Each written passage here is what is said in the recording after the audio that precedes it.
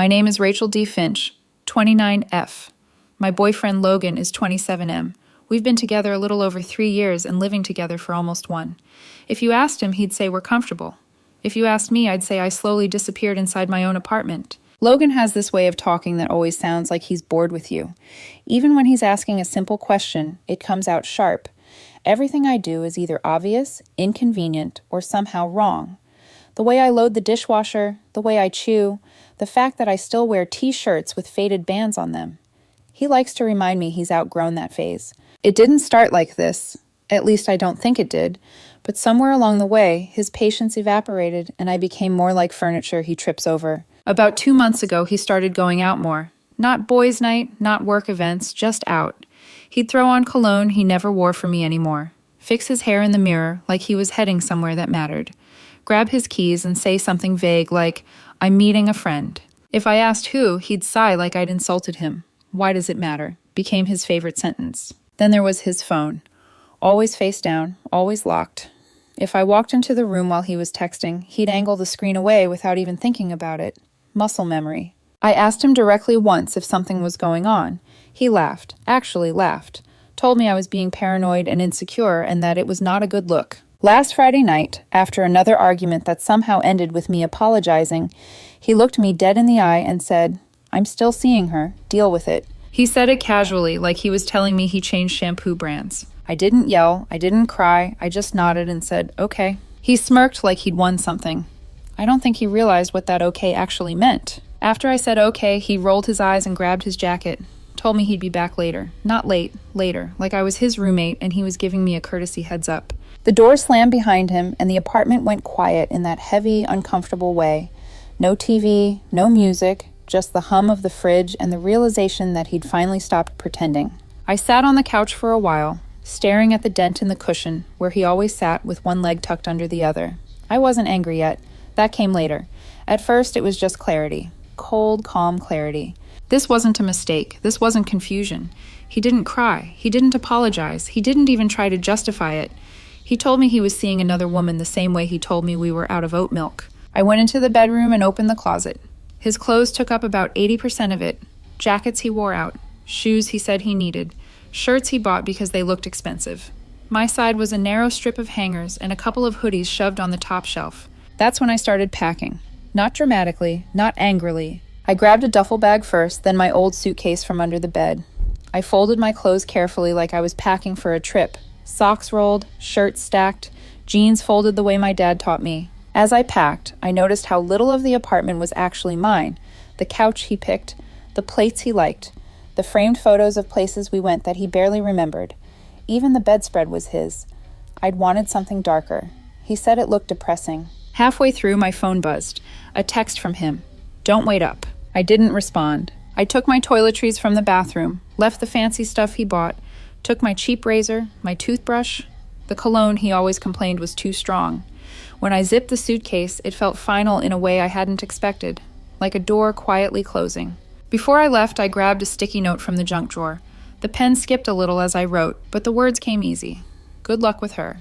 I stuck it on the kitchen counter, right where he'd see it when he came home. Then I took my bags, looked around one last time, and walked out without locking the door. I slept on my older brother's couch that night. He didn't ask questions. He handed me a beer and nodded like he already knew. I stared at the ceiling until morning, replaying Logan's voice in my head. "I'm still seeing her. Deal with it." The thing that hurt the most wasn't the cheating. It was how easy it was for him to say it, like I was expected to absorb it and keep functioning the same way I always had. Around noon, my phone started buzzing. Missed calls, texts stacked on top of each other. "Where are you? Are you seriously being dramatic right now? Did you really leave?" "Rachel, answer me." I didn't respond right away. I let him sit in it. When I finally checked my voicemail, his tone had shifted. Not apologetic, panicked. He didn't say it outright, but I could hear it between the words. He had come home to an empty closet. He kept asking where my stuff was, why the hangers were gone, why I took the nightstand lamp, like that was some kind of betrayal.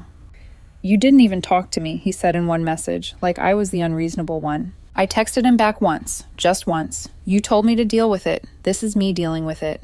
3 dots appeared, disappeared, appeared again. "You're overreacting. It was just sex. I didn't think you'd actually leave." That line stayed with me. He didn't think I'd leave. For 3 years, I'd been the one who adjusted, the one who apologized, the one who swallowed comments and convinced herself that love meant patience. Somewhere along the way, he decided I was permanent, like a couch you don't bother being careful with because it's already worn in.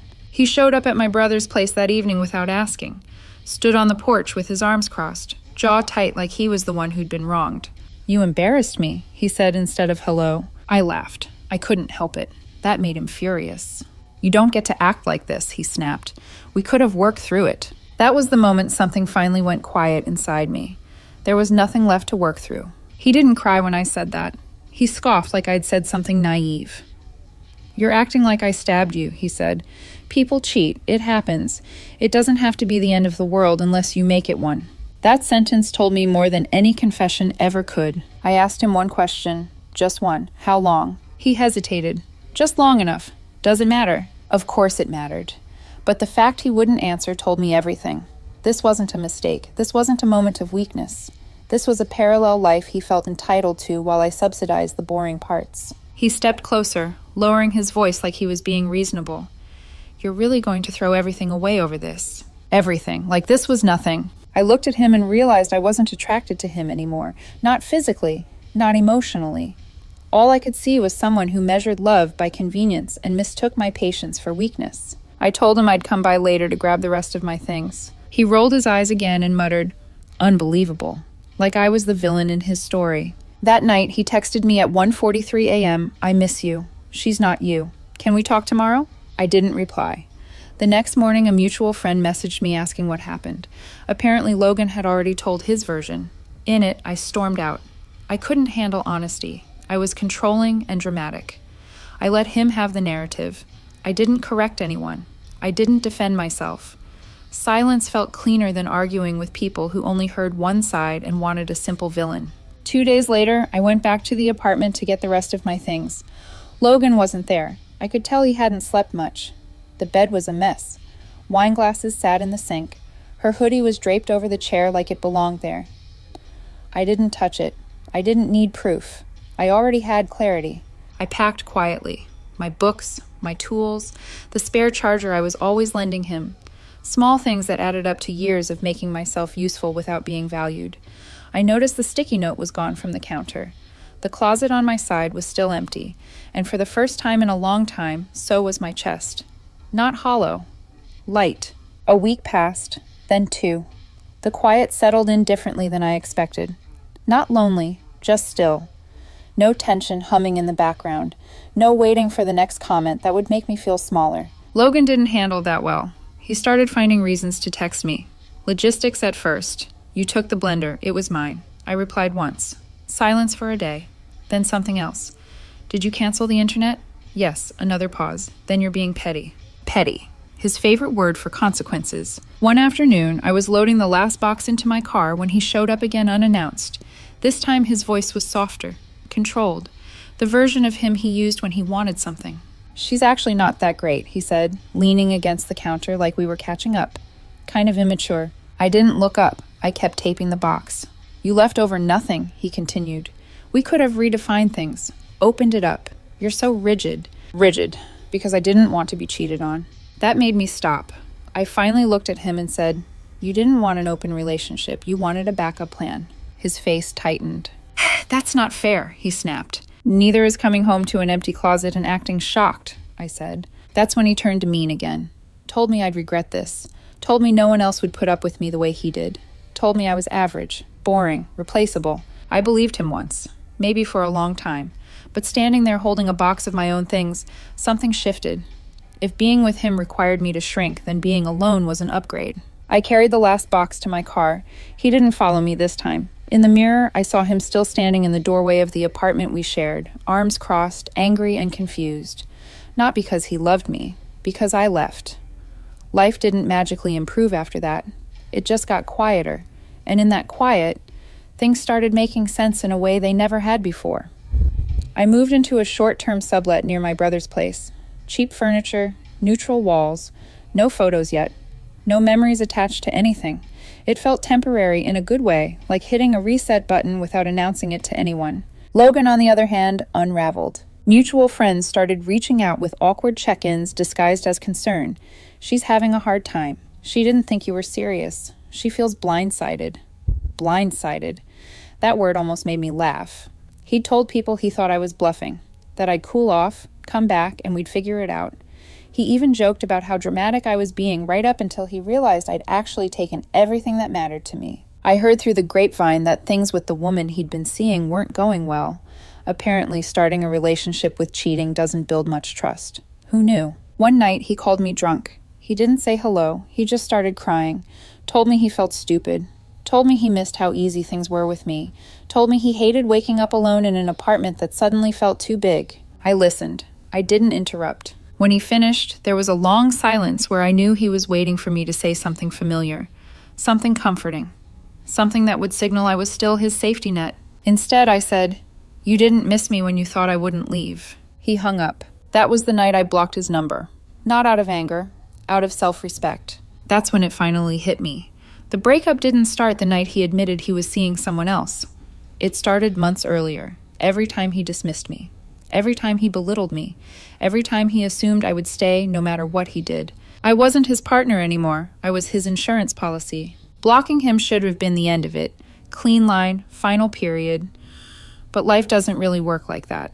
About a month later, I ran into him at a grocery store. Same aisle, pasta sauce of all places. He looked different, not better, just tired. Hair unstyled, dark circles under his eyes, like someone who hadn't slept well in a while. He froze when he saw me. For a second, neither of us moved. Then he laughed awkwardly and said, "Guess the universe has jokes." I nodded, polite, neutral. "So," he said quickly, filling the silence, "how are you?" "Good," I said, and I meant it. That seemed to unsettle him. He studied my face like he was looking for cracks. "You look fine," he said, almost disappointed. He started talking too much. Said he'd moved her stuff in, then taken it back out. Said she was intense, jealous, needed reassurance. Said he wasn't talking to anyone else. The irony didn't register. "I didn't realize how good I had it," he said quietly. "You were always steady." There it was, the compliment that came too late. I didn't argue. I didn't defend myself. I didn't even feel the urge to. I put my sauce in the cart and said, "Take care, Logan." As I walked away, he called after me, "Do you ever think about us?" I stopped, turned around, thought for a second. "Not anymore," I said. His face fell, not dramatically, not angrily, just flat, like something finally clicked. I paid for my groceries and left. Sat in my car for a minute afterwards, surprised by how little I felt.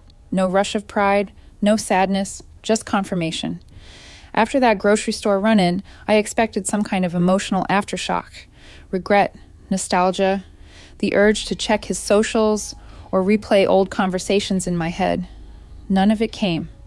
What did come was distance, the kind you don't notice right away. Mutual friends stopped bringing him up. Invitations shifted. I realized how many group plans had revolved around managing his moods, smoothing his edges, making space for his chaos. Without him in the equation, everything felt lighter. One night, my brother asked if I was okay being alone, not in a worried way, just curious. I told him the truth. I don't feel alone, I feel unclaimed. The word surprised both of us, but it fit. I started doing things I hadn't done in years, stayed out late without explaining myself, ate cereal for dinner because I felt like it, bought furniture I actually liked instead of what looked adult enough or impressive enough. Small things, quiet rebellions. Out of nowhere, Logan emailed me. Not texted, emailed. Like we were coworkers closing out a project. He said he'd been thinking a lot. Said he was in therapy now. Said he finally understood why I left. Said he didn't want to get back together. He just wanted peace between us. I stared at the screen for a long time. Peace to him had always meant access. The ability to reach me without consequences. To be absolved without actually giving anything back. I didn't reply. A week later, he sent another email. Shorter. Colder. I guess I deserve that. That was the closest he ever came to accountability. I deleted it and went on with my day. That night, lying in bed, I thought about how confidently he'd told me to deal with it, how sure he'd been that I would stay, how shocked he was by an empty closet. Some people think love means endurance, that staying no matter what is strength. But sometimes strength is packing your bags quietly, leaving a note and choosing not to explain yourself ever again. I didn't hate him for it, I just didn't belong there anymore. A few months after everything blew up, my brother came home from a mutual friend's birthday with a strange look on his face. I hadn't gone. I still wasn't interested in overlapping worlds. "She asked about you," he said, like really asked. Apparently, Logan had been carrying something around in his bag for weeks, folded, creased, soft at the edges.